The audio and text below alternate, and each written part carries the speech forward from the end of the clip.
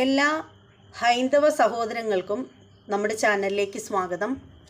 ഇതിപ്പോൾ കുറേ ആളുകൾ ചോദിക്കും, അതെന്താ ഹൈന്ദവ സഹോദരങ്ങൾ, നിങ്ങൾക്ക് ഇത്രയും ദിവസം വീഡിയോ ചെയ്തപ്പോൾ എനിക്ക് ജാതിയോ മതമോ രാഷ്ട്രീയമോ ഒന്നുമില്ല എന്നായിരുന്നല്ലോ പറഞ്ഞത്, എന്താ പെട്ടെന്ന് ഇങ്ങനെ എന്നിങ്ങനെ കുറേ പേര് വന്നിട്ട് ചോദിക്കും.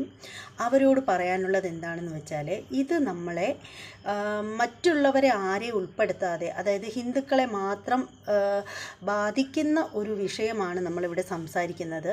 നമ്മളിപ്പോൾ മൊത്തത്തിൽ പറയുമ്പോഴത്തേക്ക് അത് കുറേ ആളുകൾക്ക് പിടിക്കില്ല. അപ്പോൾ അവർ വന്നിട്ട് ബാഡ് കമൻറ്റുകളിടും. അത് ഒഴിവാക്കാൻ വേണ്ടിയിട്ട് മാത്രമാണ്.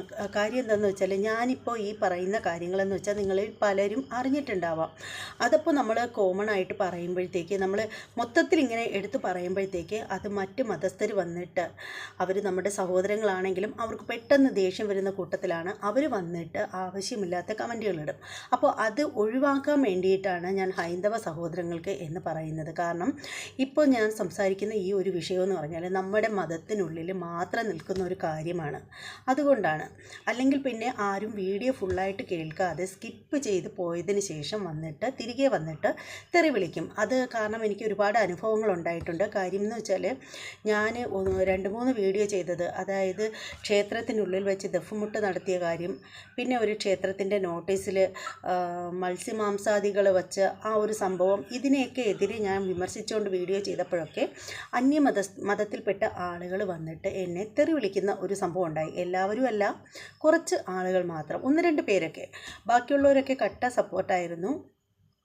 എൻ്റെ ചാനലിൽ വളരെ സ്നേഹത്തോടു കൂടിയാണ് മറ്റ് ആളുകൾ, നമ്മുടെ മുസ്ലിം സഹോദരങ്ങളൊക്കെ എന്നോട് പെരുമാറുന്നതും കമൻ്റ് ഇടുന്നതും. എന്നാൽ ചില ആളുകൾ, ചില ഞരമ്പന്മാർ മാത്രമാണ് എന്താണ് എന്ന് കേൾക്കാതെ തന്നെ കാള പെറ്റു എന്ന് കേൾക്കുന്നതിന് മുമ്പായിട്ട് കയറെടുക്കാനായിട്ട് തുടങ്ങുന്നത്. അപ്പോൾ അതുകൊണ്ട് ആ ഒരു സംഭവം കൊണ്ട് മാത്രമാണ് ഞാനിത് ഹൈന്ദവ സഹോദരങ്ങൾക്ക് എന്ന് പറഞ്ഞത്. കാരണം അല്ലെങ്കിൽ ഇപ്പോൾ ഞാൻ ഈ പറയാൻ വന്ന കാര്യമെന്ന് വെച്ചാൽ, നമ്മുടെ വെങ്കിടാചലപതി ക്ഷേത്രത്തിൽ ലഡുവിൽ പന്നിയുടെയും മത്സ്യത്തിൻ്റെയും അതുപോലെ തന്നെ നമ്മുടെ ബീഫിൻ്റെയൊക്കെ നെയ്യ് ചേർന്ന ആ ഒരു സംഭവത്തിൻ്റെ ന്യൂസാണ് ഞാൻ ഇടാനായിട്ട് വന്നിരിക്കുന്നത്. അപ്പോൾ അതേക്കുറിച്ച് പറയുമ്പോൾ ആവശ്യമില്ലെങ്കിലും അനാവശ്യമായിട്ട് ചില സഹോദരന്മാർ അതിൽ ഇടപെടും.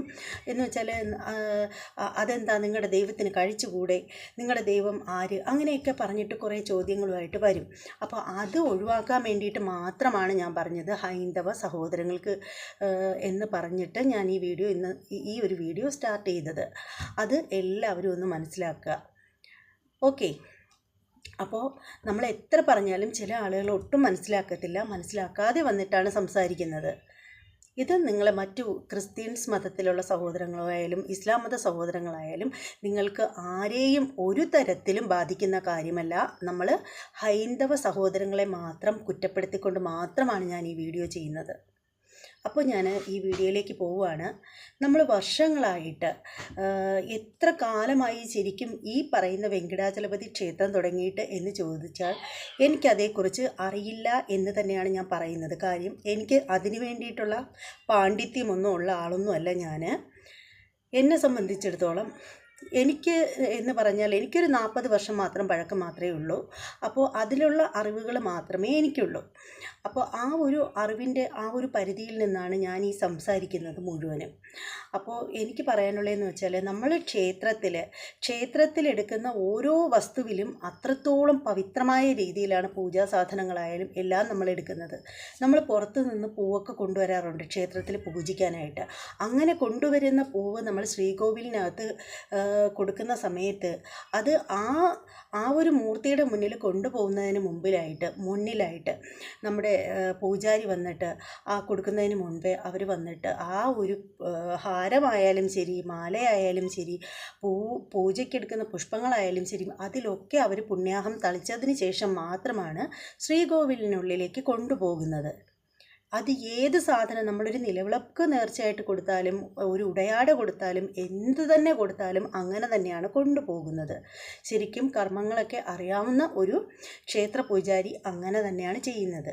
ആ ഒരു കാര്യത്തിലൊന്നും ഒരു തർക്കവുമില്ല.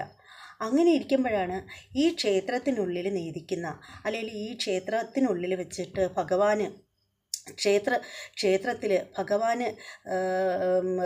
ഭഗവാന്റെ പ്രസാദമായിട്ട് ഭക്തജനങ്ങൾക്ക് നൽകുന്ന ആ ഒരു ലഡുവിൽ പന്നിയുടെയും ബീഫിൻ്റെയും അതുപോലെ മത്സ്യത്തിൻ്റെയും ഒക്കെ നെയ്യ് കലർന്നു എന്ന് കേൾക്കുമ്പോൾ ശരിക്കും ഏതൊരു ഭക്തജനത്തിനും അത് ആത്മരോക്ഷം ഉണ്ടാക്കുന്ന കാര്യം തന്നെയാണ്. ശരിക്കും പറയുകയാണെങ്കിൽ ഒരു തരത്തിലും അവിടെ അങ്ങനെ നടക്കേണ്ട ഒരു സാഹചര്യവുമില്ല. കാര്യം എന്താണെന്ന് വെച്ചാൽ ഏറ്റവും അധികം സാമ്പത്തികമായിട്ട് മുന്നിൽ നിൽക്കുന്ന ഒരു ക്ഷേത്രം തന്നെയാണ് ഈ പറയുന്ന വെങ്കിടാചലപതി ക്ഷേത്രം. അവിടെ കാശിനൊന്നും ഒരു പഞ്ഞോ ഇല്ല. കോടിക്കണക്കിന് രൂപ വരുമാനമുണ്ടാകുന്ന ഒരു ക്ഷേത്രത്തിൽ ഇങ്ങനെ ഭക്തജനങ്ങളെ കബളിപ്പിക്കാൻ വേണ്ടിയിട്ട് എന്തിനാണ് ഈ മനുഷ്യ ശരീരത്തിന് ദോഷം ചെയ്യുന്ന തരത്തിലുള്ള സാധനങ്ങളൊക്കെ നിങ്ങൾ കൊടുക്കുന്നത് എന്ന് മനസ്സിലാവുന്നില്ല. ഭക്തജനങ്ങൾക്ക് കൊടുക്കുന്നത് ഭക്തിപൂർവ്വം തന്നെ കൊടുക്കുക. ഈശ്വരനെ വിശ്വസിച്ച് അവിടെ വരുന്ന മനുഷ്യർക്ക് എന്തിനാണ് ഇങ്ങനെയുള്ള വൃത്തികേടുകളൊക്കെ നിങ്ങൾ കൊടുക്കുന്നത് എന്നാണ് ചിന്തിക്കുന്നത്. ശരിക്കും പറയുകയാണെങ്കിൽ കൊള്ളലാഭം മോഹിച്ചിട്ടാണോ ഇങ്ങനെ ചെയ്യുന്നത്? എന്തിന്? ഇഷ്ടം പോലെ വരുമാനമുള്ളൊരു ക്ഷേത്രമാണ്, ഏതൊരു ഹൈന്ദവനും അറിയാം. എന്നിട്ട് നിങ്ങൾ എന്തിനു വേണ്ടിയിട്ട് ഇങ്ങനെയൊക്കെ ചെയ്യുന്നു? ഇതൊക്കെ സർക്കാരിൻ്റെ അറിവോടുകൂടിയാണോ നടക്കുന്നത്? ദേവസ്വം ബോർഡ് അറിയാതെയാണോ ഇങ്ങനെയുള്ള തിരിമറികളൊക്കെ അവിടെ നടക്കുന്നത്? ഇതിനെയൊക്കെ എതിരെ നന്നായിട്ട് പ്രതികരിക്കേണ്ടിയിരിക്കുന്നു.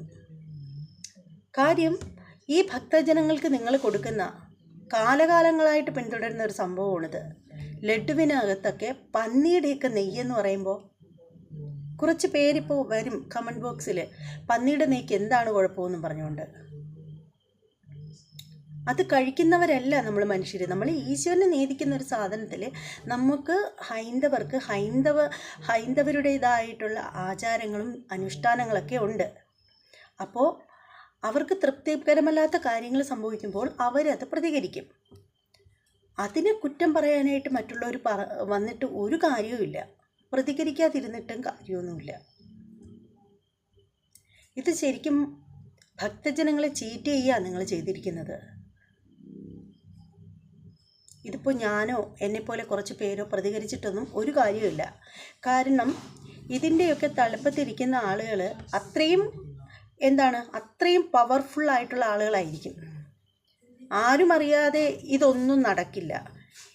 ഇതുപോലെ ഒരു തിരിമറി നടക്കേണ്ട ഒരു കാര്യവുമില്ല.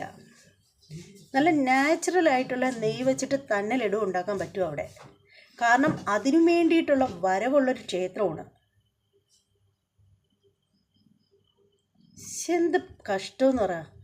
അതുപോലെ തന്നെ ചില വിളക്ക് കത്തിക്കുന്ന എണ്ണകളിലും നേരത്തെ ഇതുപോലെ ന്യൂസ് വന്നിട്ടുണ്ടായിരുന്നു. ഈ പന്നിയുടെയും മറ്റു മൃഗങ്ങളുടെയും നെയ്യൊക്കെ കലർന്നതാണ് എന്നൊക്കെ പറഞ്ഞിട്ട്. അതിനുശേഷം എൻ്റെ വീട്ടിലെ കാര്യം പറയാം. നമ്മൾ അതിനുശേഷം ഈ സാധാരണ വിളക്കെണ്ണ ഒഴിവാക്കിയിട്ട് ഞങ്ങൾ നല്ലെണ്ണയാണ് ഉപയോഗിക്കുന്നത് വിളക്ക് കൊളുത്താനായിട്ട്. അതിപ്പോൾ എത്ര പേര് ചെയ്യുന്നൊന്നും അറിയില്ല.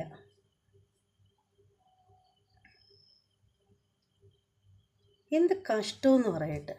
ഇങ്ങനെയൊക്കെയുള്ള ദ്രോഹങ്ങൾ ചെയ്യുന്നവരെ നിയമത്തിന് മുന്നിൽ കൊണ്ടുവരണം. അത് പിന്നെ എങ്ങനെ ശരിയാവും? വേലി തന്നെ വിളവ് തിന്നാൻ തുടങ്ങിക്കഴിഞ്ഞാൽ പറഞ്ഞിട്ട് എന്താ കാര്യം? ഇത് കേട്ടപ്പോൾ ശരിക്കും വിഷമം തോന്നി.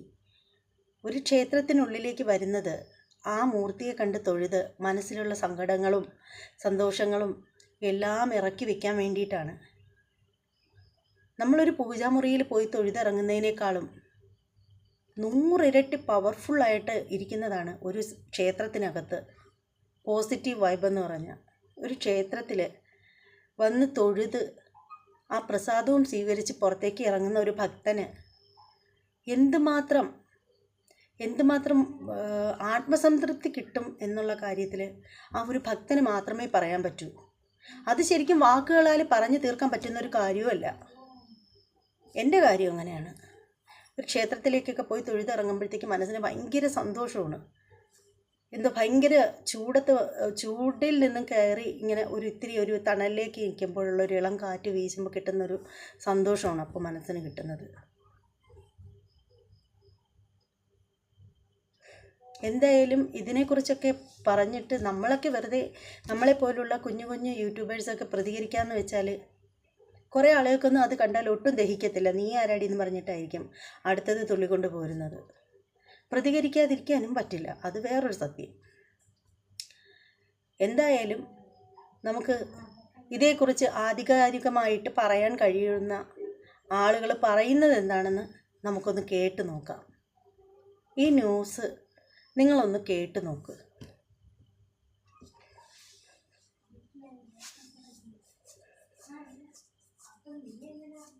ഞാൻ ശരിക്കും ഈ ന്യൂസ് കേട്ടതിൻ്റെ അടിസ്ഥാനത്തിലാണ് ഇതിനെക്കുറിച്ച് പ്രതികരിക്കാനൊക്കെ ആയിട്ട് ഇറങ്ങിയത്. അപ്പോൾ നിങ്ങൾ ഈ ന്യൂസ് ഒന്ന് കേൾക്ക്. അടങ്ങിയതാണ് എന്ന ലാബ് റിപ്പോർട്ടാണ് കഴിഞ്ഞ ദിവസം പുറത്തുവിട്ടത്. അതിനും ഒരു ദിവസം മുന്നെയാണ് ആന്ധ്രാപ്രദേശ് മുഖ്യമന്ത്രി ചന്ദ്രബാബു നായിഡു ഈ ഒരു വിവരം പുറത്തുവിടുന്നത്. അതായത് കഴിഞ്ഞ സർക്കാരിന്റെ കാലത്ത് വൈഎസ്ആർ കോൺഗ്രസിന്റെ നേതൃത്വത്തിലുള്ള ജഗൻമോഹൻ റെഡ്ഡി മുഖ്യമന്ത്രിയായിരുന്ന സർക്കാരിന്റെ കാലത്ത് തിരുപ്പതി ക്ഷേത്രവുമായി ബന്ധപ്പെട്ട് വലിയ രീതിയിലുള്ള ക്രമക്കേടുകൾ നടന്നിട്ടുണ്ട്. ക്ഷേത്രത്തിലെ ആചാരങ്ങൾക്ക് വിരുദ്ധമായ പല തീരുമാനങ്ങളും സർക്കാരും ബോർഡും ചേർന്നെടുത്തിട്ടുണ്ട്. ക്ഷേത്ര സ്വത്ത് അടിച്ചുമാറ്റാനുള്ള ശ്രമങ്ങൾ ഉണ്ടായിട്ടുണ്ട്. ഇതിനൊക്കെ ഭാഗമായി ഭക്തജനങ്ങളുടെ വികാരം വ്രണപ്പെടുത്തുന്ന പല ഘടകങ്ങളും ആ ഭരണകാലത്ത് ഉണ്ടായിട്ടുണ്ട്. അതിലൊന്നാണ് ക്ഷേത്രവുമായി ബന്ധപ്പെട്ട തസ്തികകളിലേക്ക്, അതായത് ക്ഷേത്ര ജീവനക്കാരായി ഹിന്ദുക്കളെ മാത്രമല്ല അന്യമതസ്ഥരെ കൂടി ഏതാണ്ട് 51% അന്യമതസ്ഥർ ഉണ്ടാവണം എന്ന ഒരു ശാഠ്യം പിടിച്ച സർക്കാരായിരുന്നു. ഇതിന്റെയൊക്കെ ഭാഗമായിട്ട് ആചാര അനുഷ്ഠാനങ്ങളിൽ വലിയ ലംഘനം നടന്നുവെന്നും ക്ഷേത്രത്തിന്റെ പവിത്രത നശിപ്പിക്കുന്ന രീതിയിലുള്ള പല കാര്യങ്ങളും സംഭവിച്ചിട്ടുണ്ട് എന്നുമാണ് കഴിഞ്ഞ ദിവസം ചന്ദ്രബാബു നായിഡു, ആന്ധ്രാപ്രദേശ് മുഖ്യമന്ത്രി ചന്ദ്രബാബു നായിഡു ആരോപിച്ചത്. എന്നാൽ ഇതൊരു രാഷ്ട്രീയ ആരോപണം മാത്രമാണ് എന്നും വൈഎസ്ആർ കോൺഗ്രസിനോട് പക തീർക്കാനായി മുഖ്യമന്ത്രി അടിസ്ഥാനരഹിതമായ ആരോപണങ്ങൾ ഉന്നയിക്കുകയാണ് എന്നും മതവികാരം ആളിക്കത്തിച്ച് പിന്തുണ തേടാൻ ശ്രമിക്കുകയാണ് എന്നൊക്കെയാണ് ഇതിനോട് വൈഎസ്ആർ കോൺഗ്രസ് പ്രതികരിച്ചിരുന്നത്. എന്നാൽ തൊട്ടടുത്ത ദിവസം വൈഎസ്ആർ കോൺഗ്രസ് ഇത് നിഷേധിച്ചതിന് തൊട്ടടുത്ത ദിവസമാണ് ലാബ് റിപ്പോർട്ട് സർക്കാർ പുറത്തുവിടുന്നത്. ഈ ലാബ് റിപ്പോർട്ട് കൃത്യമായി പറഞ്ഞിട്ടുണ്ടായിരുന്നു ഇതിൽ പോത്തിന്റെ കൊഴുപ്പുണ്ട്, അതോടൊപ്പം തന്നെ മീനെണ്ണ ചേർത്തിട്ടുണ്ട്, അതിനപ്പുറം പന്നിയുടെ നെയ്യ് അടക്കം ചേർത്തിട്ടാണ് ഈ നെയ്യ് ഉണ്ടാക്കിയിരിക്കുന്നത് എന്നാണ്. ആ നെയ്യാണ് ഈ ലഡു നിർമ്മിക്കാനായി സസ്യാഹാരം മാത്രം അല്ലെങ്കിൽ സസ്യേതര ഭക്ഷണം നിഷിദ്ധമായിട്ടുള്ള ക്ഷേത്രത്തിലാണ് ഇത്തരത്തിൽ മൃഗക്കൊഴുപ്പ് അടങ്ങിയ നെയ്യ് വിതരണം ചെയ്തത്. പ്രസാദം ഉണ്ടാക്കാനായി ഈ പ്രസാദമാണ് കഴിഞ്ഞ 4 വർഷമായി ക്ഷേത്രത്തിൽ വിതരണം ചെയ്യുന്നത് എന്നാണ് ഞെട്ടിക്കുന്ന വിവരമാണ് ഈ റിപ്പോർട്ടിലൂടെ പുറത്തുവന്നത്. കാരണം കർണാടക സർക്കാരിന്റെ കീഴിലുള്ള നന്ദിനി എന്ന സഹകരണ സ്ഥാപനത്തിൽ നിന്നാണ് ഇതിന് മുമ്പ് 4 വർഷം മുമ്പ് വരെ നെയ്യ് തിരുപ്പതി ദേവസ്ഥാനം വാങ്ങിക്കൊണ്ടിരുന്നത്. എന്നാൽ ജഗൻമോഹൻ റെഡ്ഡി സർക്കാർ അധികാരമേറ്റതിന് ശേഷം കുറഞ്ഞ വിലയ്ക്ക് ഗുണമേന്മയില്ലാത്ത നെയ്യ് വാങ്ങിയിരുന്നു. ഈ നെയ്യാണ് മൃഗക്കൊഴുപ്പ് ഇപ്പോൾ കണ്ടെത്തിയിരിക്കുന്നത്. സത്യത്തിൽ ഈ ഒരു രാഷ്ട്രീയ ആരോപണമായിരുന്നില്ല എന്ന റിപ്പോർട്ട് പുറത്തു വന്നപ്പോൾ നമുക്ക് എല്ലാവർക്കും ബോധ്യപ്പെട്ടു. മാത്രമല്ല ഈ റിപ്പോർട്ടിൽ അടങ്ങിയിരിക്കുന്ന മറ്റൊരു പ്രധാനപ്പെട്ട വിവരം കൂടി, റിപ്പോർട്ടിന്റെ സാമ്പിളുകൾ ലാബ് സ്വീകരിച്ചിരിക്കുന്നത് ജൂലൈ മാസം 4-ാം തീയതിയാണ്. ജൂലൈ മാസം 16-ാം തീയതി തന്നെ കണ്ടെത്തൽ റിപ്പോർട്ട് സർക്കാരിന് കൈമാറിയിരുന്നു. പക്ഷേ സർക്കാർ തിരുക്കപ്പെട്ട് ഒരു രാഷ്ട്രീയ ആരോപണമാണെങ്കിൽ അല്ലെങ്കിൽ വൈഎസ്ആർ കോൺഗ്രസിനെ കൈവച്ച് കാണിക്കാനായിരുന്നെങ്കിൽ രാഷ്ട്രീയ എതിരാളിയെ എതിർക്കാൻ വേണ്ടിയായിരുന്നെങ്കിൽ അപ്പോൾ തന്നെ ഇവർക്ക് ആ റിപ്പോർട്ട് പുറത്തുവിടാമായിരുന്നു. പക്ഷേ ഇത് സർക്കാർ കൃത്യമായ അന്വേഷണം നടത്തിയിട്ടുണ്ട്. ജൂലൈ 16-ന് ലഭിച്ച റിപ്പോർട്ടിന്റെ സത്യാവസ്ഥയെക്കുറിച്ച് സർക്കാർ കൃത്യമായി അന്വേഷണം നടത്തിയിട്ടുണ്ടാകും. അതിനുശേഷം സ്വന്തം മുന്നണിയിലെ ഘടകകക്ഷികളുമായി പോലും കഴിഞ്ഞ ദിവസം ഈ വാർത്ത പുറത്തുവിടുന്നതിന് തൊട്ട് മുമ്പ് നടന്നത് എൻഡിഎയുടെ മുന്നണി യോഗമായിരുന്നു. ആ യോഗത്തിലടക്കം ചർച്ച ചെയ്തതിനു ശേഷമാണ് ഈ റിപ്പോർട്ട് പുറത്തു. ഇപ്പോൾ ഇതുമായി ബന്ധപ്പെട്ട പ്രതികരണവുമായി ആന്ധ്രാപ്രദേശിലെ ഉപമുഖ്യമന്ത്രിയായ പവൻ കല്യാൺ രംഗത്തെത്തിയിട്ടുണ്ട്. അദ്ദേഹം പറഞ്ഞത് ഇത്തരം വിവരങ്ങൾ തീർച്ചയായും നമ്മളെല്ലാവരെയും അസ്വസ്ഥത ഉണ്ടാക്കിയ അല്ലെങ്കിൽ നമ്മളെല്ലാവരെയും അസ്വസ്ഥപ്പെടുത്തിയ ഒരു റിപ്പോർട്ടാണ് അല്ലെങ്കിൽ ഒരു വിവരമാണ്, ഞെട്ടിക്കുന്നതാണ്. ഇത്തരം കാര്യങ്ങൾ ക്ഷേത്രത്തിനെയും നടന്നുകൂടാൻ പാടില്ലാത്തതാണ്. ക്ഷേത്ര വിരുദ്ധ ശക്തികൾ ക്ഷേത്രത്തെ നശിപ്പിക്കാനായി പുറത്തിങ്ങനെ കാത്തു നിൽക്കുകയാണ്. അവർക്ക് മുന്നിൽ നിന്നും അല്ലെങ്കിൽ അവരുടെ കരങ്ങളിൽ നിന്നും ക്ഷേത്രത്തെ രക്ഷിക്കാനായി ഒരു സംവിധാനം ആവശ്യമാണ്. അതുകൊണ്ട് തന്നെ ആന്ധ്രാപ്രദേശ് സർക്കാർ ഒരു സനാതന ധർമ്മ രക്ഷണ ബോർഡ് സ്ഥാപിക്കാനുള്ള തീരുമാനം എടുത്തു കഴിഞ്ഞു. ഇത് ആന്ധ്രാപ്രദേശ് സർക്കാരിൽ മാത്രം ഒതുങ്ങുന്നതല്ല, ദേശീയ തലത്തിൽ തന്നെ രാജ്യത്തെ ഒന്നാകെയുള്ള ക്ഷേത്രങ്ങൾ സംരക്ഷിക്കുന്നതിന്, അവിടുത്തെ ആചാരങ്ങൾ സംരക്ഷിക്കുന്നതിന്, ഭക്തരുടെ വികാരം അത് സംരക്ഷിക്കുന്നതിനെല്ലാം കൃത്യമായ ഒരു സംവിധാനം ആവശ്യമാണ്. ഈ സംവിധാനം ദേശീയ തലത്തിലേക്ക് വ്യാപിപ്പിക്കുന്നതിനെ കുറിച്ച് ചിന്തിക്കുകയാണ് എന്നാണ് പവൻ കല്യാൺ വാർത്താ സമ്മേളനത്തിൽ പറഞ്ഞത്. തീർച്ചയായും പവൻ കല്യാൺ ദേശീയ രാഷ്ട്രീയത്തിൽ വലിയ സ്വാധീനമുള്ള നേതാവാണ്. പ്രധാനമന്ത്രി നരേന്ദ്രമോദിയുമായി ഏറ്റവും അടുപ്പമുള്ള നേതാവാണ്. അതുകൊണ്ട് തന്നെ അദ്ദേഹത്തിന്റെ വാക്കുകൾ കൃത്യമായി ഗൗരവത്തിലെടുക്കേണ്ടതാണ്. ഈ രാജ്യത്തെമ്പാടുമുള്ള ക്ഷേത്രങ്ങളെ ക്ഷേത്ര വിരുദ്ധരുടെ ആക്രമണത്തിൽ നിന്നും സംരക്ഷിക്കാനായി പുതിയ സംവിധാനം ആന്ധ്രാപ്രദേശ് സർക്കാർ കൊണ്ടുവരുന്നു. അത് ദേശീയ തലത്തിൽ വ്യാപിപ്പിക്കുമെന്നും ആന്ധ്രാപ്രദേശ് മുഖ്യമന്ത്രി ഉപമുഖ്യമന്ത്രി പവൻ കല്യാൺ ഇപ്പോൾ